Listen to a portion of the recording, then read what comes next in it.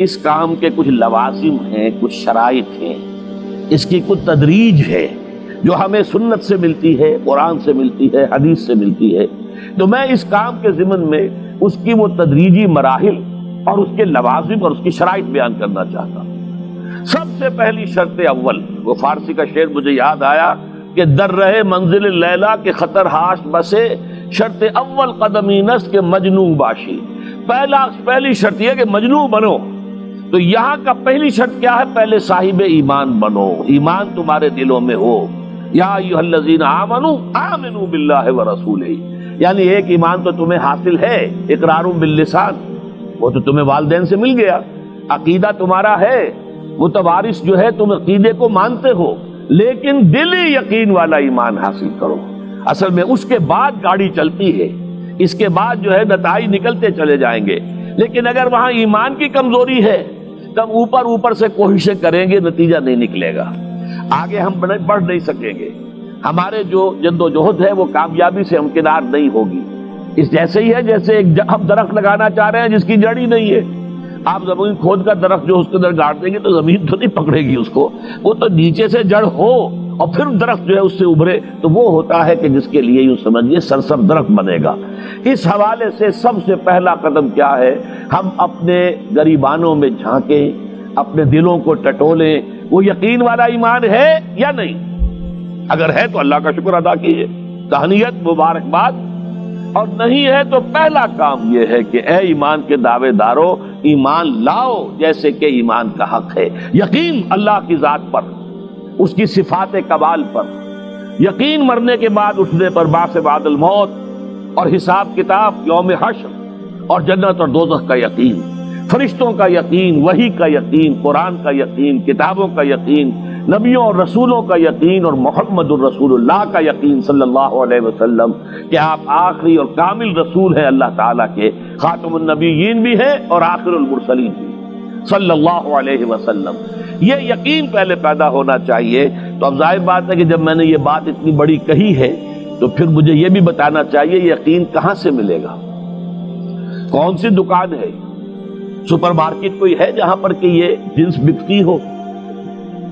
پہلی بات تو یہ ہے کہ اس کے لیے آسان ترین طریقہ کیا ہے؟ صاحب ایمان کی صحبت اختیار کرو۔ جیسے آپ بھٹی کے آگے بیٹھیں گے تو حرارت پہنچ جائے گی، آپ برف کی سیل کے قریب بیٹھے ہوں گے ٹھنڈک پہنچ جائے گی۔ اگر صاحب ایمان ہے، کسی کے دل میں یقین والی بھٹی دہک رہی ہے، تو اس کے قرب سے آپ کے اندر بھی یقین پیدا ہو جائے گا۔ دوسرا طریقہ یہ ہے کہ شریعت کے احکام پر عمل کیے جاؤ، کیے جاؤ، کیے جاؤ، کیے جاؤ، اس عمل سے بھی یقین پیدا ہوتا ہے۔ یہ دو طرفہ معاملہ ہے، یقین سے عمل پیدا ہوتا ہے اور عمل سے یقین پیدا ہوتا ہے۔ جیسے آپ کہتے ہیں وشیس سرکل، وہ بری شے ہوتی ہے کہ ایک چیز ہے بڑھ گئی تو پھر اس کے اور خرابی بڑھ گئی، اس سے پھر وہ پہلی خرابی اور بڑھ گئی، پھر وہ اس سے اور خرابی بڑھتی چلی گئی۔ جیسے پیچ آپ کہتے ہیں ہر چکر کے ساتھ وہ پیچ آگے بڑھتا جاتا ہے، اسی طریقے سے بھلائی کا بھی ایک سرکل ہے۔ ایک نیکی آپ کریں گے آپ میں ایمان پیدا ہوگا، اب آپ زیادہ نیکی کریں گے تو اب اور زیادہ ایمان پیدا ہوگا، تو یہ دو طرفہ سرکل ہے۔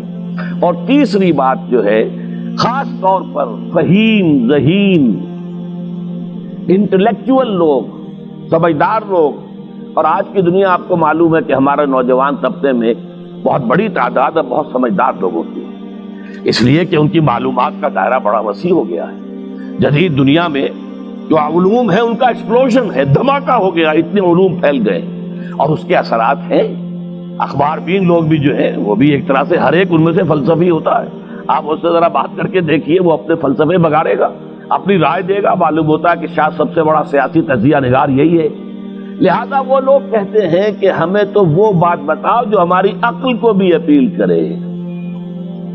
یہ جو معاملہ ہے وہ ایمان جو عقل کو بھی اپیل کرے، اس کی سورس صرف ایک ہے اور وہ قرآن حکیم ہے۔ مولانا ظفر علی خان نے ایک شعر کہا تھا بہت سادہ انداز میں، وہ جنس نہیں ایمان جسے لے آئیں دکانیں فلسفہ سے، ڈھونڈے سے ملے گی عاقل کو یہ قرآن کے سپاروں۔ عاقل جو ہے انٹلیکچوئل، ایک ہے عام آدمی جو ہے صاحب یقین کی صحبت سے بھی یقین پیدا ہو جائے گا، عام آدمی عمل کرتا رہے گا اس سے بھی یقین پیدا ہو جائے گا، لیکن عاقل، انٹلیکچوئل، وہ شخص جو کہتا پہلے میری عقل کو اطمینان ہونا چاہیے پھر مانوں گا، اس کے لیے جو سورس ہے، منبع ہے، سرچشمہ ہے ایمان کا، وہ صرف اور صرف قرآن ہے۔ اس میں غور و فکر کرے، انسان اس طرح قرآن کو پڑھے کہ وہ براہ راست اس کا مفہوم اس کے دل کے اوپر اترتا چلا جائے۔ جیسے علامہ اقبال نے کہا ہے کہ تیرے ضمیر پہ جب تک نہ ہو نزول کتاب، گرہ کشا ہے نہ راضی نہ صاحب کشاف۔ قرآن تو تمہارے اپنے قلب پر نازل ہونا چاہیے۔ اور یہ اصل میں ان کے والد نے کہا تھا ان سے، بالکل بچپن میں۔ علامہ اقبال چھوٹے سے بچے تھے، ان کے والد تھے ذرا صوفی منش آدمی تھے، وہ شیخ نور محمد۔ وہ آئے فجر کی نماز مسجد سے پڑھ کر آئے تو دیکھا کہ اقبال جو ہے بچہ وہ قرآن پڑھ رہا بیٹھا ہوا۔ اس نے کہا والد نے کہ بیٹے تم یہ قرآن کیسے پڑھتے ہو؟ اب وہ حیران ہوا بچہ، یا بچان بس میں پڑھتا ہوں قرآن جیسے پڑھتے ہیں، آپ کا مطلب کیا ہے؟ کہا بیٹے قرآن ایسے پڑھا کرو کہ جیسے یہ تم پر نازل ہو رہا ہے، یوں سمجھو کہ تم پر نازل ہو رہا ہے، تم مخاطب ہو۔ اب اس چیز کو انہوں نے اپنے اس شعر میں ادا کیا، تیرے ضمیر پہ جب تک نہ ہو نزول کتاب، گرہ کشا ہے نہ راضی نہ صاحب کشاف۔ جیسے یہ قرآن قلب محمد پر نازل ہوا تھا، فَإِنَّهُ نَزَّلَهُ عَلَىٰ قَلْبِكَ، جبرائیل نے یہ اے نبی اے محمد آپ کے دل پر اتارا ہے۔ تو جب تک ہمارے بھی دل پر نہیں اترے گا تو قرآن مجید جو ہے وہ ہمیں انسپائر نہیں کر سکے گا۔ ترجمہ آپ پڑھیں گے، کچھ آپ کو معلوم ہو گیا اس کا مطلب یہ ہے، تفسیر پڑھا، اچھا جی ٹھیک ہے فلاں مفسر نے یہ لکھا ہے، فلاں نے یہ لکھا ہے، یہ معلومات تو مل جائیں گی، لیکن وہ اندر سے جو موٹیویشن ہوتی ہے، اندر سے جو جذبہ ابھرتا ہے، اندر سے جو ایمان جو ہے ایک چشمے کی طرح قلب کی گہرائیوں سے ابلتا ہے، وہ نہیں ہوگا۔ وہ اسی وقت ہوتا ہے کہ جب وہ انٹلیکچوئل آدمی جو ہے وہ کم سے کم اتنی تکلیف ضرور کرے کہ اتنی عربی سیکھ لے کہ عربی جو ہے قرآن مجید اس کے براہ راست قلب پر نازل ہو سکے، وہ ترجمہ نہ دیکھے۔ اب ایک آیت پڑھی پھر ترجمہ دیکھا، پھر دیکھا اس میں نمبر 11 لکھا ہوا ہے، حاشیہ میں جا کر دیکھا نمبر 11 یہاں ہے، وہ دیکھا، تسلسل تو ٹوٹ گیا۔ اب وہ بات نہیں رہی۔ اور ترجمہ جو ہے وہ سبھی جانتے ہیں، دنیا میں ہر بچہ بھی سمجھ لے گا کہ غالب کا کوئی شعر ہو اور وہ آدمی پڑھ کے جھوم جاتا کہ کیا بات کہی، اسی کا انگریزی میں ترجمہ کر دیجیے، اب اس میں کچھ بھی نہیں۔ آپ نے مفہوم تو بیان کر دیا انگریزی میں، لیکن جو تاثیر ہے اس غالب کے شعر کی وہ انگریزی میں منتقل نہیں ہو سکتی۔ تو قرآن مجید کا کچھ نہ کچھ مفہوم تو ترجمے سے معلوم ہو جائے گا، قرآن کی تاثیر ترجمے سے نہیں حاصل ہو سکتی، تفسیر سے نہیں حاصل ہو سکتی۔ اسی لیے دو سب سے بڑی تفسیروں کا ذکر علامہ اقبال نے کیا ہے کہ گرہ کشا ہے نہ راضی، نہ امام راضی کی تفسیر کبیر سے تمہیں فائدہ ہوگا اور نہ امام زمخشری کی کشاف سے ہوگا، جب تک کہ تمہارے اپنے دل پر قرآن نہ اترے۔ اور اس کے لیے لازم ہے کم سے کم یہ کہ اتنی عربی انسان سیکھ لے کہ بیریئر نہ ہو ٹرانسلیشن کا، کوئی پردہ حائل نہ ہو درمیان میں، تسلسل نہ ٹوٹے، آپ براہ راست پڑھ رہے ہیں اور براہ راست اس کا مفہوم آپ کے قلب پر نازل ہو رہا ہے۔ تو پہلا سٹیپ جو میں نے ان 3 آیتوں پر اضافی آیت سورہ نساء کی آپ کے سامنے رکھی، ہم میں سے ہر شخص کا پہلا کام یہ ہے کہ وہ یقین والا ایمان حاصل کرے۔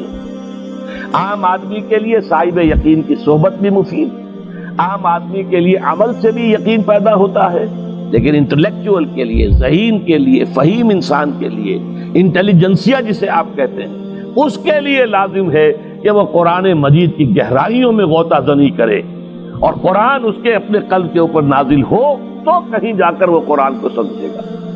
چنانچہ علامہ اقبالی کا ایک اور شعر میرے ذہن میں آیا ہے، وہ میں آپ کو سنا دوں۔ ہم یہ سمجھتے ہیں کہ عرب تو ان کی اپنی زبان ہے، لہذا وہ تو قرآن مجید کو سمجھتے ہی ہوں گے، لیکن بسا اوقات ایسا بھی ہوتا ہے اگر دل پر حجاب آئے ہوئے ہوں تو قرآن مجید کے سمجھنے سے بھی کچھ حاصل نہیں ہوتا، دل پر حجاب ہے۔ یہی وجہ ہے تو عرب ہو یا عجم ہو، تیرا دل نہ دے گواہی، لغت غریب یہ قرآن مجید جو ہے، تو عجم ہو یا عرب ہو، یہ قرآن مجید تیرے لیے لغت غریب رہے گا جب تک کہ تیرا دل گواہی نہیں دیتا۔ تو ایک تو طلب ہدایت ہو انسان کے اندر، اور دوسرے یہ کہ قرآن مجید کو براہ راست نازل ہونے کا موقع ملے قلب کے اوپر، تو ایمان یقین والا حاصل ہوگا۔